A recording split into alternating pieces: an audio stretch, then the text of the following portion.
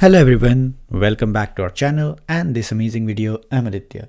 In this video, we will cover solid programming principles for Vue 3 with setup script and TypeScript. So without any further ado, let's begin. Okay, so let's first understand what are these solid principles, why do we need to use it, etc. etc. So solid programming principles, if you have heard this name, Uncle Bob, he came up with it, and these principles are used mostly for backend development where we follow like a design pattern and make sure that the code is clean, maintainable, and also performance efficient to a certain extent.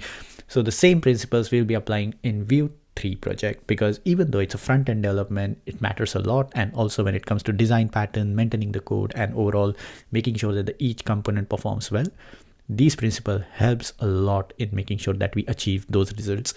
So let's start first with the first principle, that is single responsibility principle. Now this principle is the most easy one. What this principle says is, if you have a Vue 3 component, all it has to do is just one thing at a time, nothing more than that. To give you an example, in this case we have a Vue component, so I have made a violated version and the correct version. In the violated version, this component is rendering a user profile. Good, that's great. That's what it's supposed to do. Great.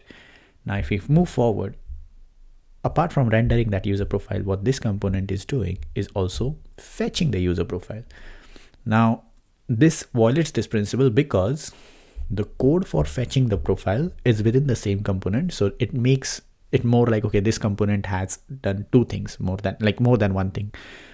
So what we need to do is we need to create an abstraction or take these logic of fetching the data and having that logic of data fetching and handling that data fetching in a way, just in a composable or in a separate service.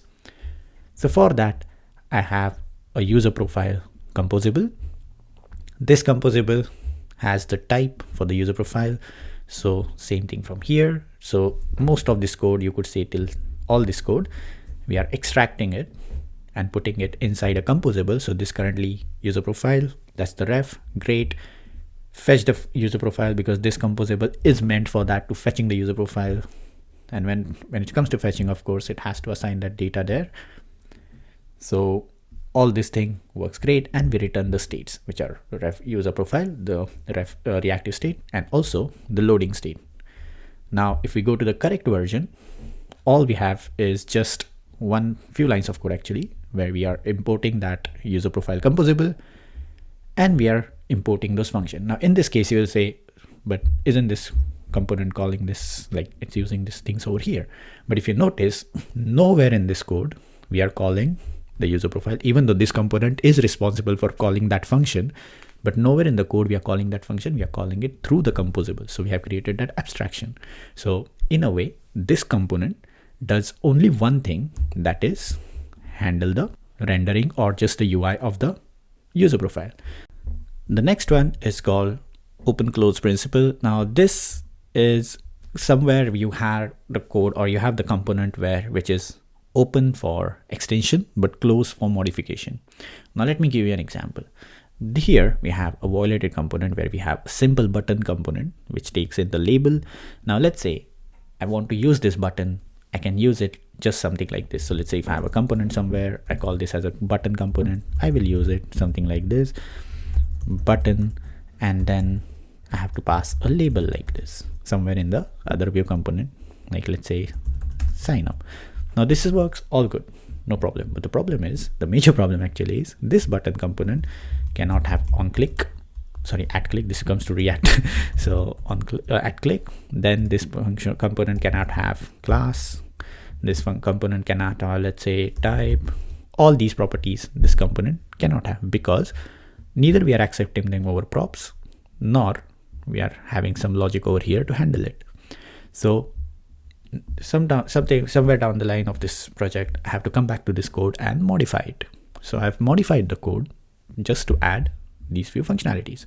So according to this principle, what it says is your code should be open for extension. That means if I go to the correct version, now my component takes in a slot rather than you could say like a label, because what happens is, if let's say I want to pass an icon, I can pass it straight over here like an icon, any icon component, and then a text.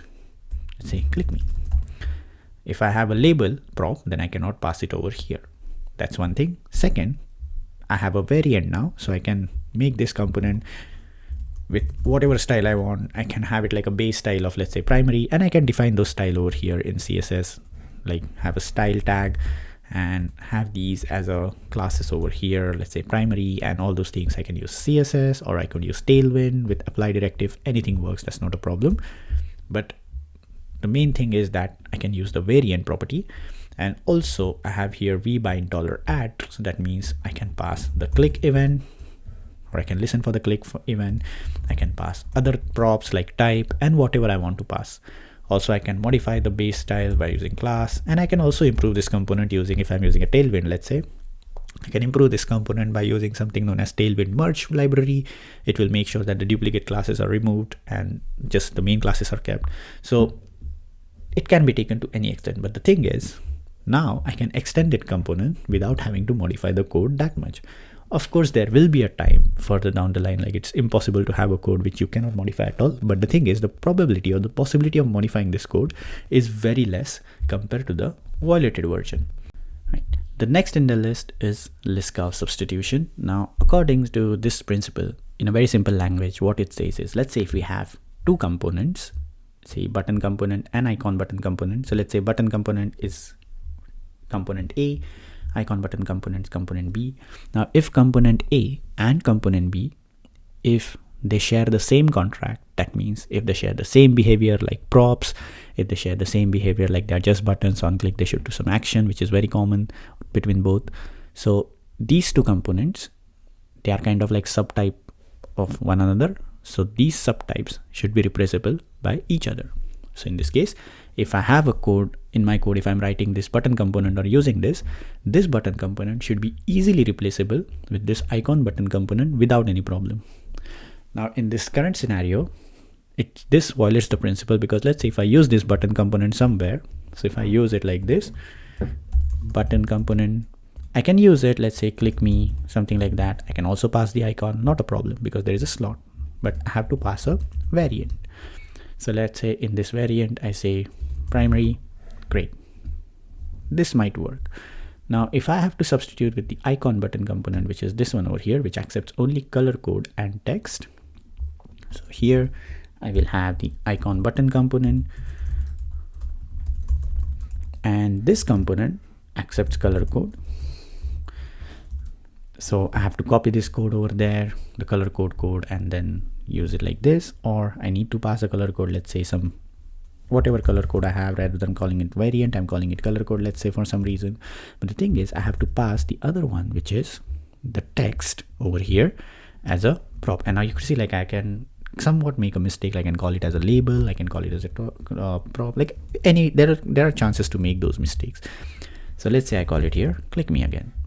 Now I cannot substitute this code exactly with this one, because the props are different. That's one thing. And the second thing is I need to do some modification. So this kind of violates the Liskov substitution principle. Now if I go to the corrected version, in the corrected version, I have the button component. So here it has a slot, it has a class of variant, but in this one we have vbind address. So I have the component over here, and all I have to do is also I need this property over here with a variant. So I can adhere the variant over here. That's great. Perfect.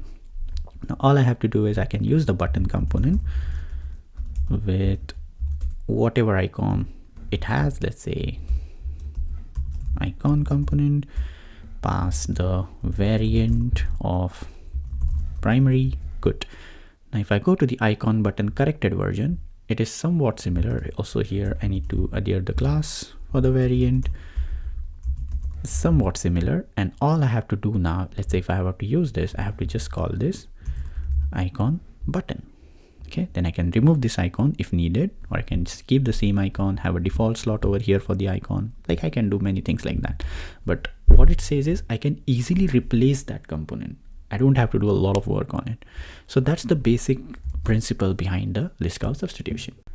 Now, according to interface segregation principle, what it says is that no client or user means the one who is writing this code, should be forced to depend on the methods it does not use.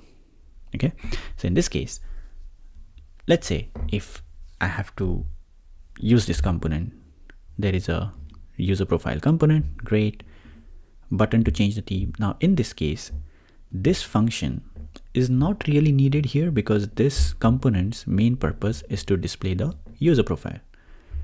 Also, this thing over here, these are not needed as well because these functionalities are kind of related. Like the component itself is just the purpose is to show the user profile, that's it, and maybe show other settings of the profile, but not really like go more than one thing, do more than one things at a time. So if you follow the single responsibility principle, then there is a very high chance that this principle will automatically get ticked. Very high chance, but not necessarily very high chance. So let me show you the corrected version, the user profile component, and also the theme button component. So we have taken that logic and kept in some different components. We created layer of abstraction. Then we have the composables here. It was just one composable, sorry, to get the user profile and the loading thing. Great. We go to the theme button.